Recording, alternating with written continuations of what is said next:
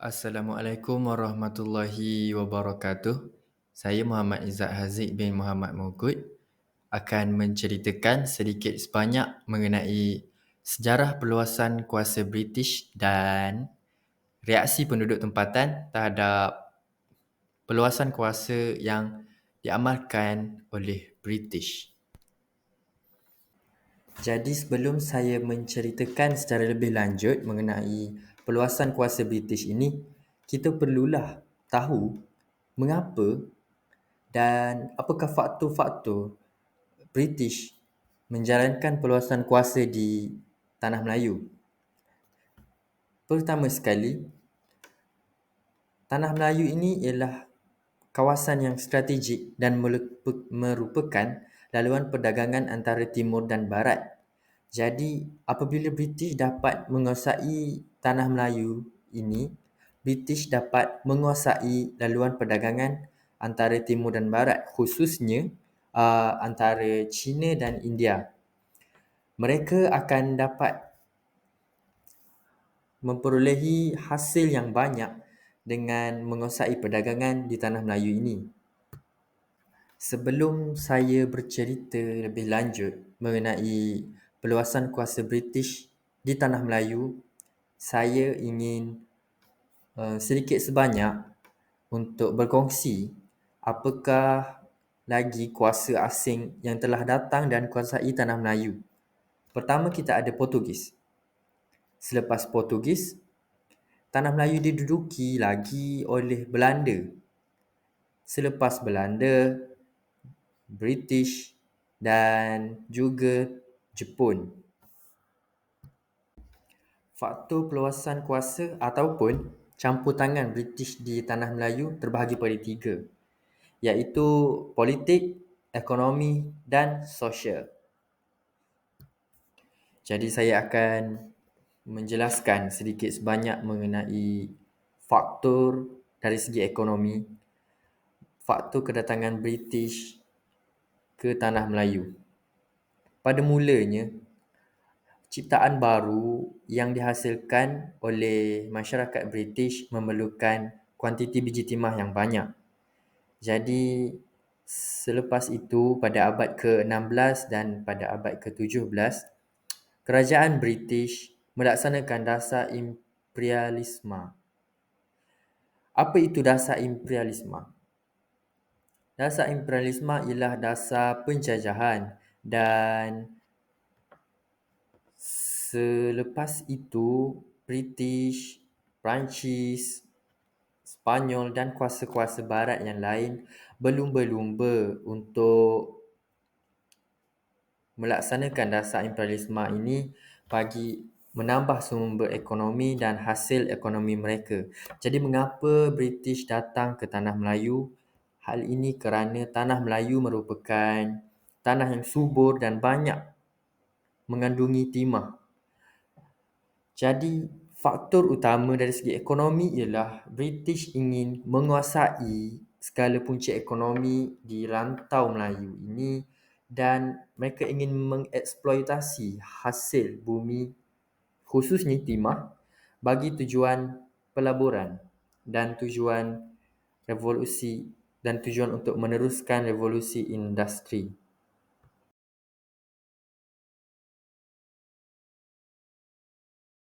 Seterusnya, kita beralih kepada faktor politik. Faktor politik ini berpunca daripada masalah-masalah yang berlaku di negeri Melayu itu sendiri. Jadi, pertama, perang saudara antara pembesar Melayu, contohnya dalam merebut tahta, membuka peluang kepada pihak British untuk campur tangan dari segi politik. Kita ambil contoh daripada peristiwa British ambil tangan dan ambil kesempatan daripada perebutan tahta Perak dan perbalahan antara kumpulan kongsi gelap Cina. Selepas itu, perbalahan antara pembesar Melayu iaitu Raja Abdul Wahab dan Raja Mahadi yang bersaing untuk menguasai daerah Kelang yang kaya dengan biji timah. Hal ini membuka peluang untuk British campur tangan dan mengapi-apikan pembesar Melayu untuk berpecah belah. Dan apabila pembesar Melayu ini berpecah belah, ruang untuk British masuk ke tanah air kita akan semakin terbuka. Seperti yang sudah saya terangkan tadi, peralihan kuasa dan perubahan dasar politik di Britain merupakan faktor utama kepada mengapa pihak British campur tangan dan ingin menduduki tanah Melayu. Jadi pihak Barat, bukan saja British yang melaksanakan dasar imperialisme ini, dalam usaha untuk mengembangkan pengaruhnya ke seluruh dunia. Hal ini kerana selepas pembukaan terusan Suez pada tahun 1869, kegiatan perdagangan antara Asia dan benua Eropah yang selama ini panjang tempohnya telah dipendekkan. Jadi hal ini akan membawa kepada peningkatan perdagangan antara benua Asia dan Eropah. Sejurus selepas itu, pembukaan terusan Suez ini membawa kepada pembukaan pelabuhan-pelabuhan baru.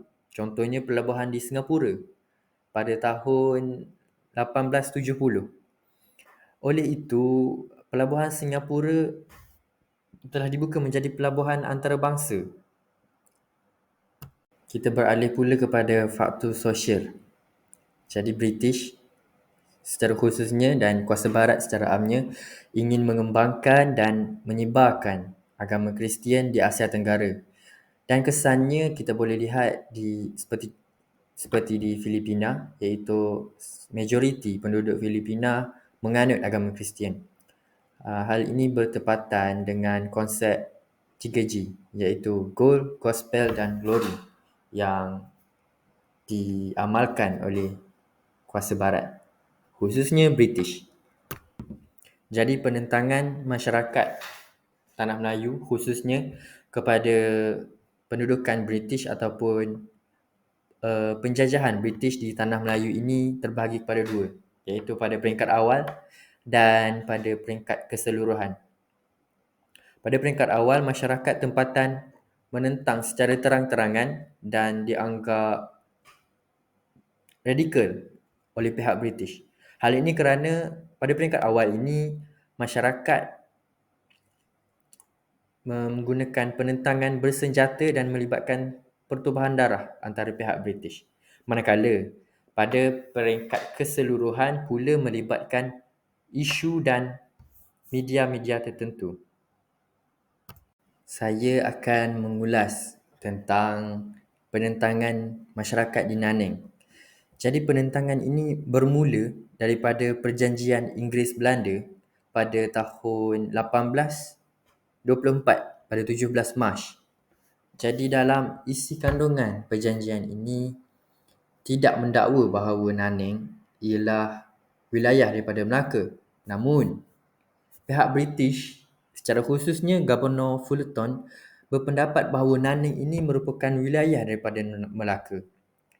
Jadi Governor Fullerton ini mengarahkan semua penduduk Nanning untuk membayar cukai 1/10 daripada hasil ekonomi Melaka. Jadi hal ini menyebabkan Dol Said, iaitu penghulu Nanning, mara untuk menentang British. Penentangan Dol Said ini bermula seawal tahun 1831. British menghantar pasukan tentera untuk menangkap Dol Said dan memaksa pengikut-pengikutnya membayar 1/10 daripada hasil ekonomi mereka tersebut. Tetapi serangan British dapat dipatahkan oleh Dol Said. Seterusnya, pada tahun seterusnya, iaitu 1832, Dol Said pula yang melancarkan serangan kepada British. Dol Said semakin kuat pada tahun ini kerana mendapat sokongan daripada penduduk Rembau, Seri Menanti dan Sungai Ujung. Namun serangan Dol Said yang kedua ini dapat juga dipatahkan oleh pihak British dan Dor Said tewas. Ketewasan Dor Said ini telah menyebabkan Dor Said perlu menyerah diri kepada pihak British. Jadi pada tahun 1834, Dor Said menyerahkan diri pada pihak British, seperti yang saya cakapkan tadi, dan Nanning diisytiharkan sebagai sebahagian daripada wilayah Melaka. Jadi Dor Said dibenarkan oleh pihak British untuk menetap di Melaka. Jadi saya akan menjelaskan penentangan masyarakat Perak kepada penjajahan British. Penentangan ini berpunca daripada sistem residen yang tidak dapat kerjasama oleh Sultan Perak pada waktu itu. Sultan Perak dan pembesar-pembesarnya, Sultan pada waktu itu tidak silap saya Sultan Abdul Wahab, dan pembesarnya tidak puas hati dan tidak gemar dengan sikap JWW Birch yang merupakan residen Perak pada waktu itu. Jadi, apa yang Sultan Abdul Wahab buat selepas beliau tidak menggemari sikap JWW Birch ini? Sultan Abdul Wahab mengarahkan Pandak Intut dan Seputum untuk membunuh JWW Birch. Selepas itu, Pandu Intut dan Pandu Intut dan Seputum berjaya membunuh JWW Birch di Pasir Salak.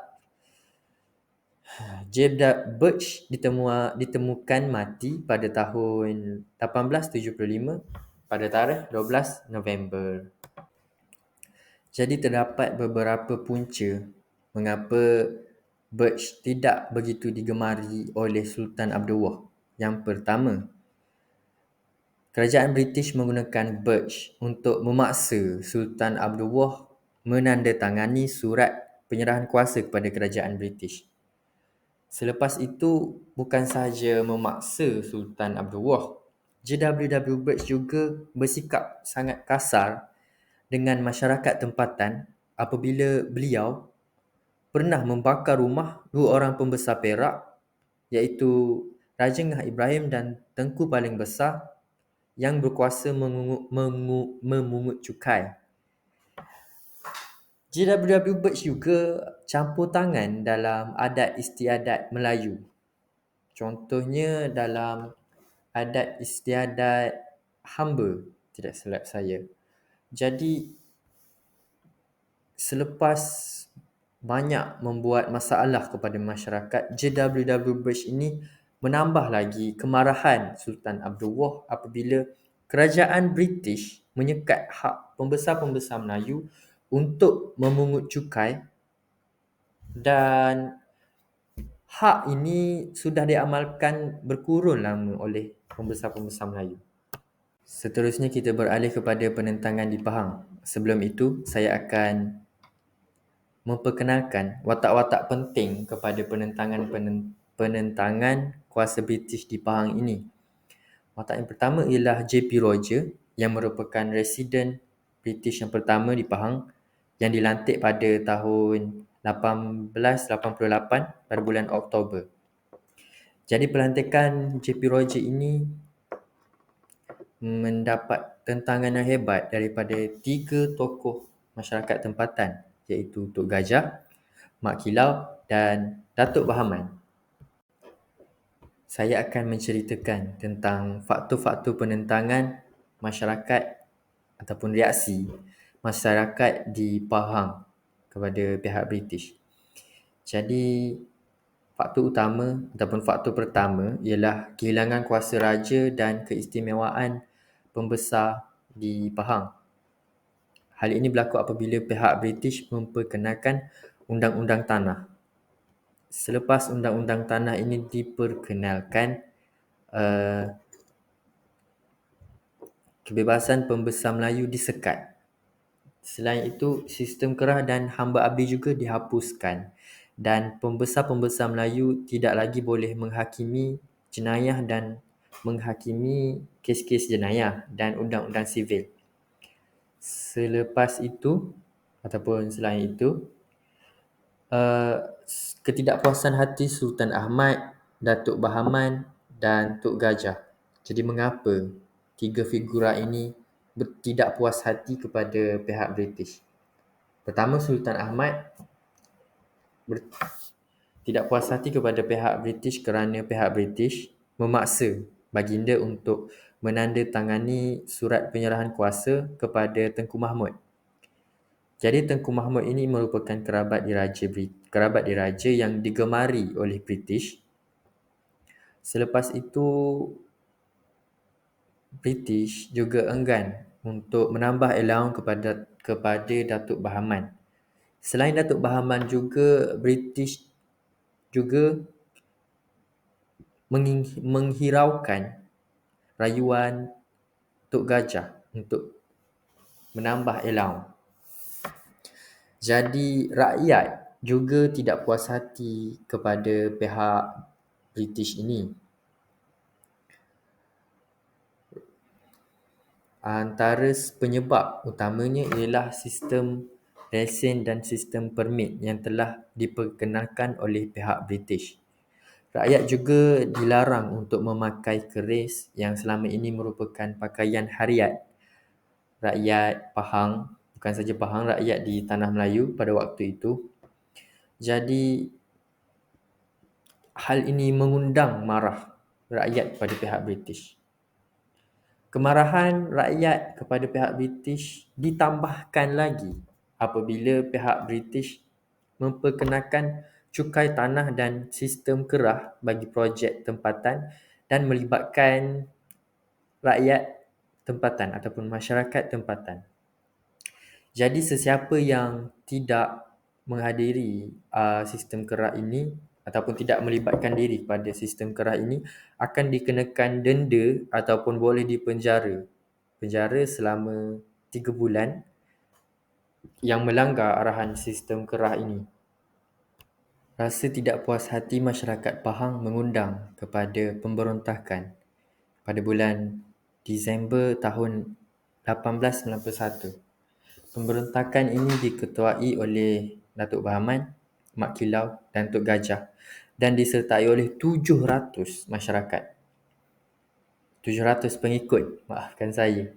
Pemberontakan ini berakhir apabila Datuk Bahaman dan pengikutnya berjaya ditewaskan pada tahun 1895, iaitu 4 tahun kemudian. Pemberontakan ini berakhir apabila Datuk Bahaman melarikan diri ke Siam dan Tok Janggut dan Mak Kilau pula telah melarikan diri ke Terengganu. Jadi pemberontakan ini berjaya sekali lagi dipatahkan oleh pihak British. Seterusnya, saya akan menjelaskan tentang penentangan di Kelantan. Melalui perjanjian Inggeris-Siam ataupun perjanjian Bangkok, kuasa Siam ke atas Kelantan telah diserahkan kepada pihak British. Hal ini menyebabkan James Scott Mason telah dilantik menjadi penasihat British yang pertama di Kelantan. Penentangan di Kelantan dipimpin oleh seorang pedagang tempatan iaitu Haji Hassan bin Munas ataupun nama gelarannya, nama glamournya ialah Tok Janggut. Saya seterusnya akan menjelaskan punca ataupun faktor-faktor penentangan di Kelantan. Faktor yang pertama ialah ketidakpuasan hati Engku Besar Jeram. Jadi, pelantikan pegawai daerah di Pasir Putih telah menghapuskan kuasa tradisional yang sebelum ini dipegang oleh Engku Besar Jeram. Malahan, Engku Besar Jeram Tun Ahmad ini juga dipaksa oleh pihak British untuk membayar cukai. Masyarakat juga tidak puas hati dengan pengenalan sistem tanah baru pada tahun 1915 oleh pihak British. Jadi sistem tanah baru ini mewajibkan hampir setiap orang untuk membayar sewa yang tetap kepada pihak British. Selain itu juga, pengenalan cukai pertanian yang tidak masuk akal juga diperkenalkan di Kelantan. Jadi pihak British ini mengenakan cukai kepada tanam-tanaman masyarakat tempatan seperti padi dan kelapa. Tidak lupa juga sikap pegawai daerah Pasir Putih. Pegawai daerah Pasir Putih yang dilantik oleh British iaitu Cik Abdul Latif ialah seorang yang kasar dan terlalu tegas. Jadi Cik Abdul Latif ini telah mencaci pembayar cukai yang lewat. Jadi campur tangan British yang tidak masuk akal dan sistem cukai yang memayahkan urusan rakyat Kelantan menjurus kepada pemberontakan yang diketuai oleh Tok Janggut di Pasir Putih pada tahun 1915 bertarikh 29 April. Namun, sekali lagi pihak British berjaya mematahkan ataupun menumpaskan pemberontakan yang diketuai oleh Tok Janggut, dan pihak British membunuh Tok Janggut dengan sangat kejam sekali pada tahun 1915 bertarikh 24 Mei dengan bantuan Sultan. Jadi cara Tok Janggut dibunuh itu adalah sangat kejam. Tok Janggut dibalikkan, kepala di bawah dan kaki di atas, dan dibawa berarak daripada Pasir Putih, Kelantan hingga ke Kota Baru. Pihak British membuat ini kepada Tok Janggut agar memberi rasa takut kepada mana-mana penduduk tempatan yang ingin memberontak dan mengikuti jejak Tok Janggut. Sekian saja daripada saya, Muhammad Izzat Haziq bin Muhammad Mogut. Wassalamualaikum warahmatullahi wabarakatuh. Salam Malaysia Madani dan salam satu Malaysia.